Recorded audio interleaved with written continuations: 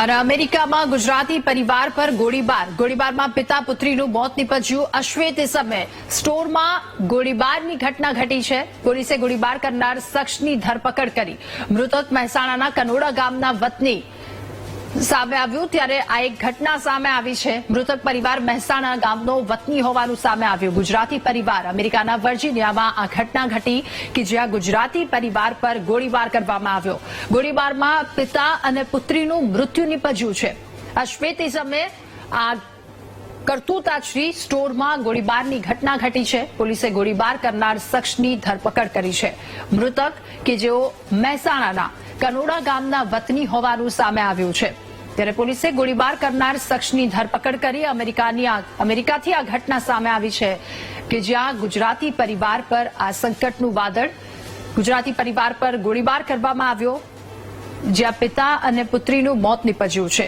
અશ્વેત સમયે સ્ટોરમાં ગોળીબાર કર્યો અને ગોળીબારની આ ઘટનામાં પિતા અને પુત્રીનું મોત નીપજ્યું છે।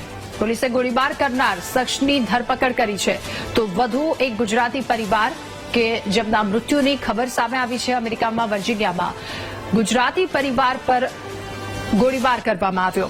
અશ્વેત વ્યક્તિએ સ્ટોરમાં ગોળીબાર કરતા પિતા અને દીકરીના મોત નીપજ્યા ત્યારે મૃતક પરિવાર મહેસાણાના કનોડા ગામનો વતની। અને વધુ માહિતી મેળવીશું સંવાદદાતા સુધીર આપણી સાથે ફોનલાઈન પર જોડાયા છે। સુધીર, મહેસાણાનો વતની પરિવાર અમેરિકામાં કે જ્યાં તેમના પર ગોળીબાર કરવામાં આવ્યો, શું અપડેટ?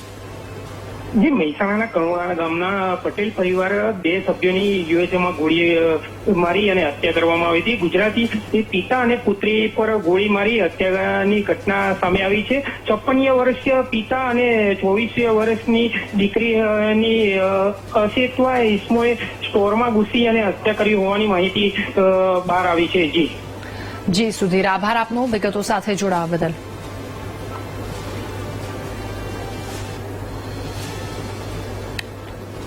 તો અમેરિકામાં ગુજરાતી પરિવાર પર ગોળીબાર કરવાની આ ઘટના સામે આવી જેમાં પિતા અને દીકરીએ જીવ ગુમાવવાનો વારો આવ્યો છે। બંનેના મૃત્યુ નીપજ્યા। અશ્વેત વ્યક્તિ કે જેના દ્વારા આ ગોળીબાર કરવામાં આવ્યો પરિવાર મહેસાણાનો વતની। 2 અલગ અલગ દ્રશ્યો ટીવી સ્ક્રીન પર આપ જોઈ રહ્યા છો। પિતા પુત્રીની હત્યા કરવામાં આવી એ બંનેનો ફોટો પણ અને આરોપી કે જેના દ્વારા ગોળીબાર કરવામાં આવ્યો હતો। જોકે હવે પોલીસના સકંજામાં આરોપી આવી ચૂક્યો છે।